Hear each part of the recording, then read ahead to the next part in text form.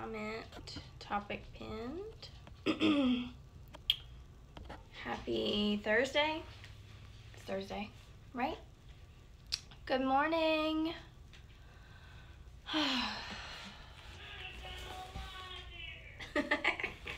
Connor's out there going crazy. Good morning, Aisha Street. Good morning, Stacy. Good morning, Chastity. Hey, boo. Good morning, everybody. Happy Thursday. It is raining today. Not what I wanted to wake up to. Went out this morning, was hilarious because I got up, was going to get ready for the gym. Good morning, Deanna. And I was getting ready for the gym, got everything that I needed, got out into the garage, and my keys were in the bottom of my bag. And I set the car alarm off. And Connor's bedroom is literally like butt up against the garage. So I was digging for my keys, going crazy, trying to find my keys, and so I turned the alarm off. So I don't know if he heard it. When I came in from the gym, he was like, "Mommy, I heard alarm," and he thought it was the house alarm. So yeah, I think it woke him up maybe at 4:30, but who knows. Yeah, so morning started off crazy. Then I opened the garage door, backed out, and realized it was pouring down rain. So that was no fun. Running into the gym in the rain is no fun. But had a good workout. Got a really busy day ahead. I will be traveling today. I'm super excited. Driving to Tennessee. And I'm gonna post a lot on my stories probably this weekend. Because I'm hanging out with someone pretty special. And I'm excited. So, but yeah. It's Thursday. Weekend is ahead. And I'm excited. I'm more excited to talk about this topic, and hopefully my crazy child will not come in and interrupt, because this is a topic that I'm very passionate about, and I get a lot of questions about it. So, binge eating and why we do it. What is binge eating? For me, the definition of binge eating is consuming food, and everyone feels that it's different, but the real definition of binge eating is consuming excessive amounts of food, past the point of fullness, uncomfortable, you continue to eat and eat and eat, even though you know you're full. Mentally, you know, your body is full. You're telling yourself, you know, I'm still gonna eat because I want this, but your body is super full. You're past the point, you're almost at that uncomfortable point. It's very uncomfortable. You almost usually feel sick.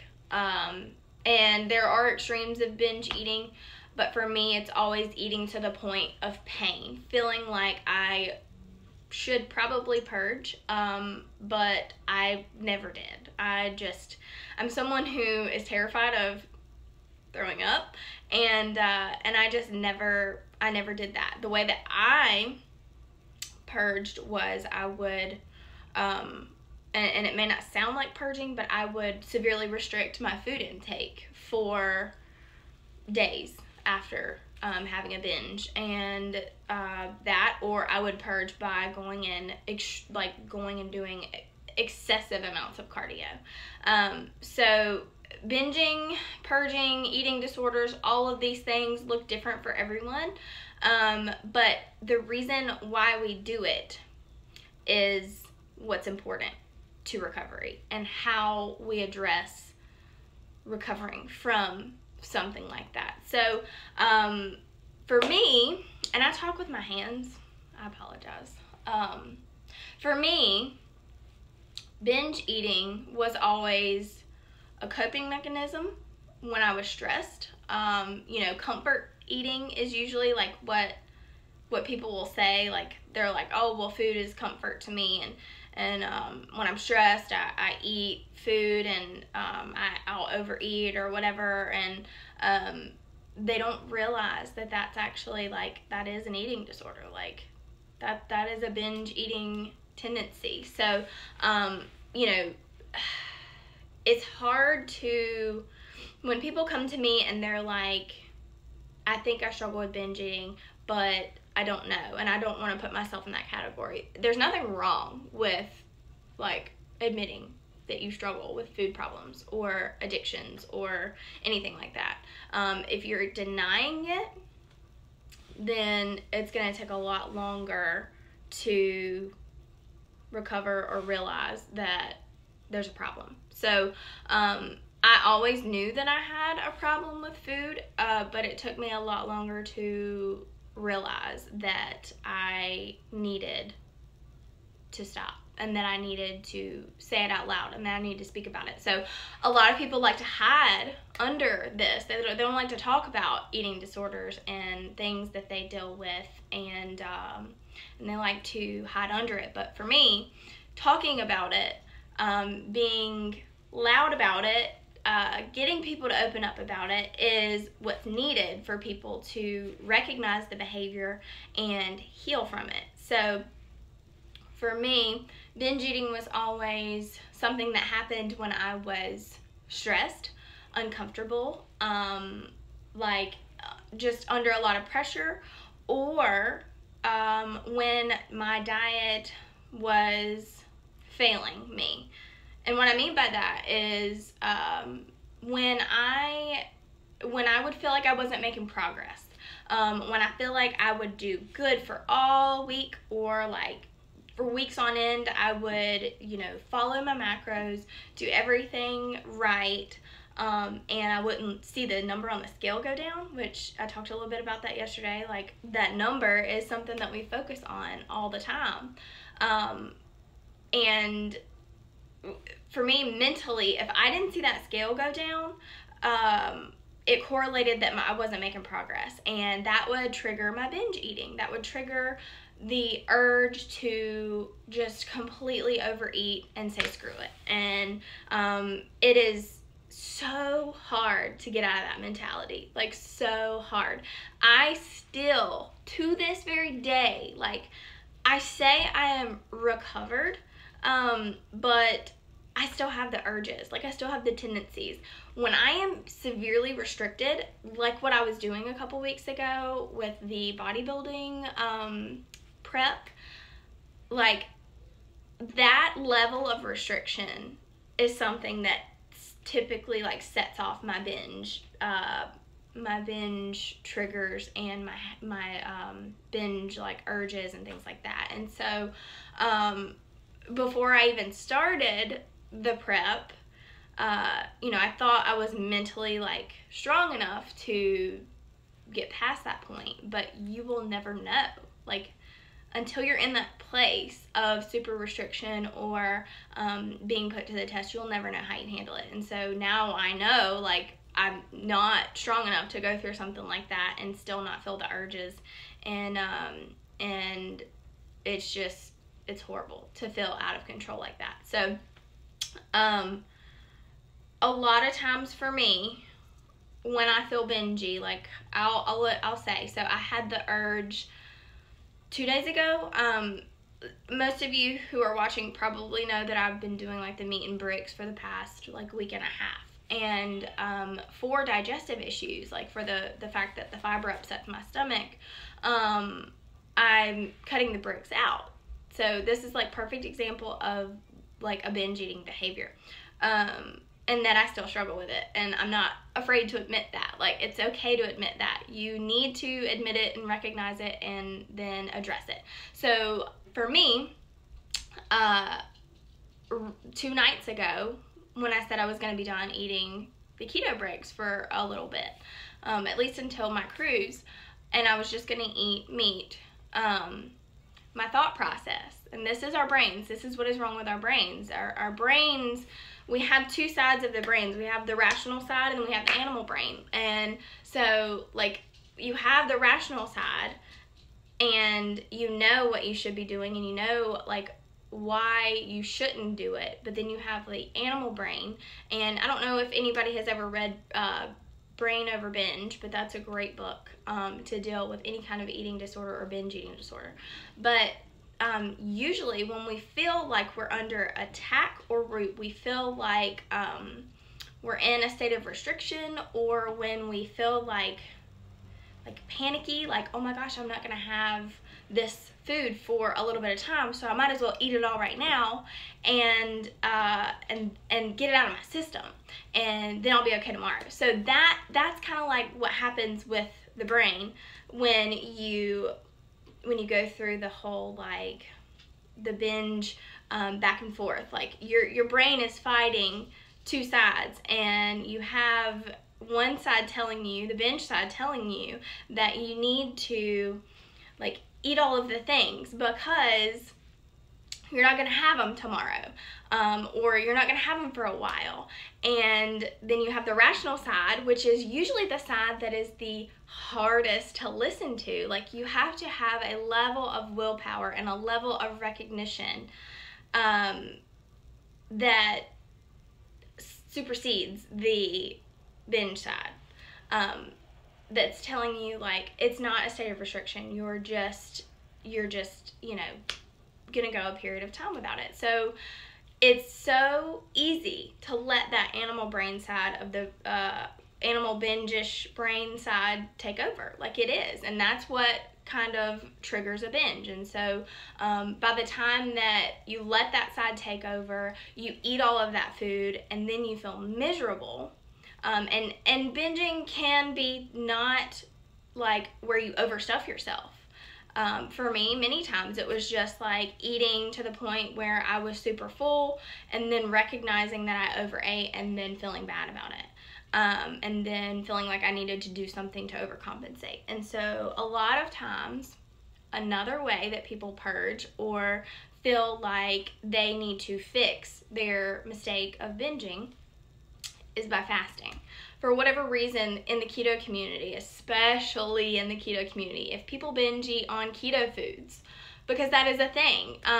When I started keto, I 100% said that it helped with my binge eating disorder because it eliminated the foods that triggered me the most, which were carbs, like the worst of carbs. Donuts, sugary, like cakes, cheesecakes, things like that. Like, that was my binge food. But when I started keto and I eliminated those things, a lot of people would say, like, isn't that restriction? Isn't that like another level of restriction? Don't you feel bingy because you can't have those things?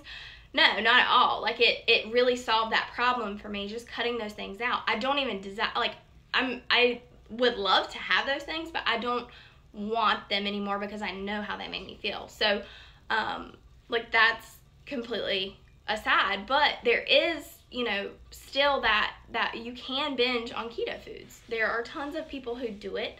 You can overeat on anything, no matter what. Like, you can binge on anything. And so just because this is a topic that the mainstream nutritional health space thinks keto causes, it's so odd since carbs are the most addictive macro. Right. So, it's, in a sense, like, for me, binge eating on carbs was like, it was so easy because, you get that constant spike in your glucose and from the sugar. And so I would just continue to eat because I was continuously hungry. I have binge eaten on keto foods before. Like, I'm not going to lie about that. I have. But it's totally different than binge eating on carbs because my glucose wasn't constantly spiking. And so it's kind of weird that, like, I would feel fuller quicker on a binge from keto foods than I would carbs. So all that aside, what I was talking about with cutting the bricks out, like, the past couple days, I said the day before, when I realized, like, I was going to cut them out, I was like, it was 8 o'clock at night, and I was done eating my macros for the day. I was done with the bricks, and I knew the next day that I was just gonna be strictly eating meat. And my brain side, like the binge brain, was like, you should eat like a whole keto brick, which, side note, whole keto brick is 1,000 calories. Legit, 1,000 calories. Like, my binge brain was trying to tell me to go eat a whole brick because I wasn't going to get one for a long time. Like, I wasn't going to have another one for a long time. And so I will tell you, just because I don't give in to binges like I used to, does not mean that the thought process and the struggle is not there. I was literally fighting that urge all night. I even told my husband about it, told Tyler about it. I'm like, I'm literally sitting here right now contemplating if I want to eat a whole brick after eating all of my macros and eating all of the food that I can eat for the day or not. And so it takes a lot of willpower, a lot of self-awareness, a lot of recognition to resist that urge. And I am no better than anyone else for resisting that urge because, I mean, I've given in before too. Like, it's just literally taken constant, like, progress. But the thing is if you show yourself that you are strong enough to stand up to that side of your brain, to stand up to the urge to binge, the more times that you do it, the stronger you'll get. So a lot of times that people will feel like when they give in, that usually sets off like a terrible week of eating, like for everyone. It sets off that, like, well, I've already screwed up today, so I'm gonna screw up for the rest of the week, and it usually kind of like rolls into a cycle, and that's where everyone typically falls off of their plan, their diet, whatever. But the thing is you know, if you make that mistake, if you give in to that binge brain, and then you allow yourself to recognize what you did, recognize that it's a learning experience, and recognize that, you know, you don't have to just fall off completely for the whole week because you screwed up one day. Like, the next meal, the next day, like, whatever, just get right back on. Like, do all the things that you know that makes your body feel good. You don't want to let yourself fall into that rut, and it is so easy to get yourself into that mindset that I've already screwed up, I might as well just keep going. And so I've struggled with it for years and years and years, and it wasn't until I went keto that it started healing, and it wasn't until I brought full awareness to the fact that I have full control over those urges and those tendencies. But it's so easy to give in. It is. And it's so easy to, you know, continuously give in, especially if you've screwed it up, you know, one day, and then you feel like you constantly are, you're failing every single day. You give in. I have clients that fall into that. And one thing that, you know, I say is, if you don't reach out, and I know Neo on this live will say the same thing because he's a coach, but if you don't reach out to your support system and tell someone then that you are struggling and you need help, then no one is going to know. You don't have to fight those urges alone. Like, I'm not saying this just from a coach's standpoint, but all of my clients know that they have 100% access to me. If they feel the urge to binge, if they feel the urge to fall off, they have to tell me. Like, they need to tell me, you need to reach out. That is why you have a support system. That is why you have people that are there to listen, to help, who have been through it. Like, I've been through it. I get it. I still have those urges. But you have to tell someone. You can't fight it alone. And so, you know, for me, going through it, telling Tyler out loud, like telling him, I'm literally thinking this in my head right now. Like, I'm thinking of doing this. Saying it out loud and saying how ridiculous it is, and like speaking out loud, okay, if I do this how am I going to feel tomorrow? You have to rationalize like the after effects and how you're going to feel. You're going to feel miserable. You're going to feel so stuffed. You're going to feel disappointed. You're going to feel upset. You're going to feel like you've given up on all like your progress. And is it worth it? And so the point of this is why we do it. Everyone has their reasons. Stress, feeling super restricted. I mean, there's so many different things. Life things that you're going through. You know, so many. Everyone has their own reasons. Why we do it is very important to recognize. You have to recognize what triggers you and why you do it. And then when you do that, when you're in the situation where you know that you're stressed, you have to bring awareness to it. You have to realize that you're in the situation. You have to talk about it. You have to voice, like, say it out loud, even if it's just to yourself, or write it down or something. You have to develop a practice to, when you're in those situations, recognize it and kind of just rationalize. And the worst part is, you know, when you give in, you feel like you've let yourself down, but you have to use it as a learning experience. I mean, every single time that I've binged, or every single time that I've overeaten, or every single time that I've emotionally ate, it's always been a learning experience. And so it can be super hard to reach out to people or to reach out to your support system when you're feeling weak or when you're feeling like that's what you want to do. But like, no one, especially if you have someone like me or you're a coach or a support system who's been through it too or struggled with it too, they're not going to judge you. And so you have to be willing to reach out when you need help, and you have to be willing to rationalize. And so every time that you do that, every time that you experience a binge or experience emotionally eating or whatever, you know, reflect on it, write some tips on it, like write what you experienced. Journaling is like one of my favorite things, or talking out loud about it and like recognizing. And so you have to find a practice practice for yourself that you can implement to prevent yourself from doing it again. And honestly, I don't know that I will ever not have the urges, because that's just me. I've struggled with it my entire life.